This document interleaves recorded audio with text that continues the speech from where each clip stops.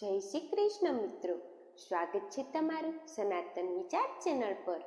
આજે આપણે જાણશું બાલગોપાલના શણગારનું મહાત્મ્ય, ભક્તિ, સ્નેહ અને દૈનિક સેવા કે સવારે બાલગોપાલજીને કેવી રીતે જગાડવા, સ્નાન કરાવવું, શણગાર કરવો અને ભોગ અર્પણ કરીને દિવસની શરૂઆત કઈ રીતે કરવી।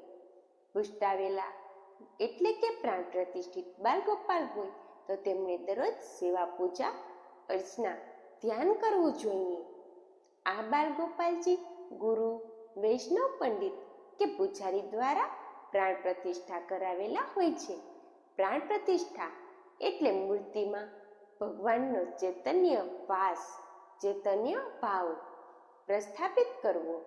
આ પ્રક્રિયામાં મંત્રોચ્ચાર, અગ્નિહોત્ર, તંત્ર વિધિ દ્વારા ભગવાનને આમંત્રિત કરવામાં આવે છે।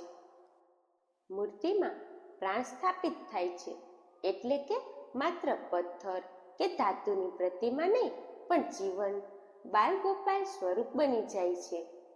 પુષ્ટાવેલા બાલગોપાલની સેવા શાસ્ત્રોક્ત નિયમો પ્રમાણે કરવી પડે છે।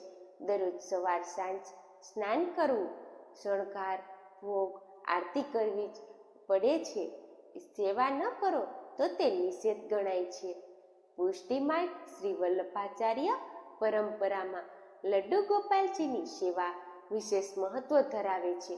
જ્યારે બજારમાંથી લાવેલી મૂર્તિમાં પ્રાણ પ્રતિષ્ઠા કરાવેલી ન હોય, પરંતુ આ મૂર્તિઓને આપણે ભાવપૂર્વક કાના માનીને ઘરમાં મૂકીએ છીએ, એને શણગાર, ભોગ, આરતી કરી શકીએ છીએ, પરંતુ કોઈ કડક શાસ્ત્રીય નિયમ ન હોય, આ સ્વરૂપને ભાવ પ્રતિમા કહેવાય છે।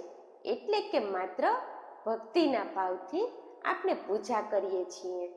ઘણા ઘરોમાં લડ્ડુ ગોપાલજી ફક્ત સજાવટ અને ભક્તિ માટે રાખવામાં આવે છે, એમાં કોઈ દોષ નથી।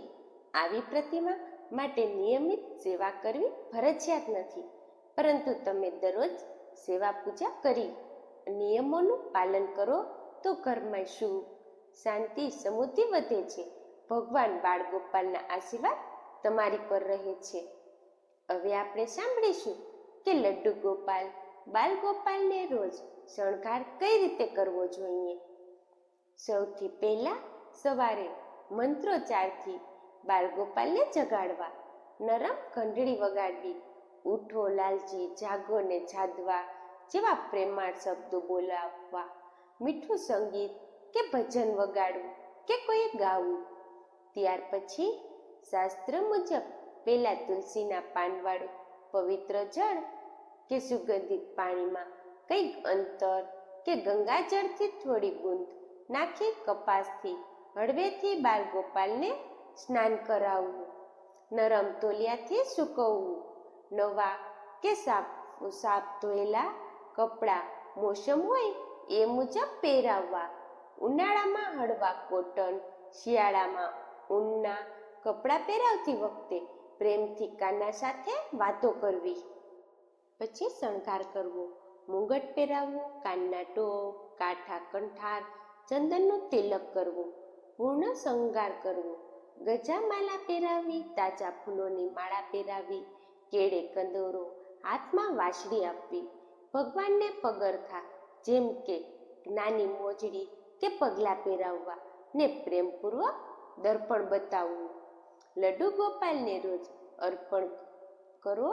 ભોગમાં સવારે તાજું દૂધ, માખણ, મીઠાઈ કે તાજા ફળો રાખીને ભગવાનને ખવડાવવાનો ભાવ રાખવો। આ ભોગ તુલસી પાન વગર ક્યારેય અર્પણ ન કરવો, તુલસીનું પાન જરૂરથી સાથે અર્પણ કરવું, તેના પૂરો ગણાય છે। ઘંટડી વગાડીને આરતી કરવી, ભક્તિભાવ ભર્યું કાનાનું ભજન ગાવું કે વગાડવું અને બીજા લોકોને આવું કરવા પ્રેરિત કરવા। આ રીતે રોજ સવારે બાલગોપાલને શણગાર કરીને ભોગ અર્પણ કરવાથી ઘરમાં આનંદ, સુખ, સમૃદ્ધિ અને શાંતિ રહે છે। મિત્રો, વિડીયો ગમ્યો હોય તો લાઈક કરો, શેર કરો અને સબસ્ક્રાઈબ કરવાનું ભૂલશો નહીં। જય શ્રી કૃષ્ણ।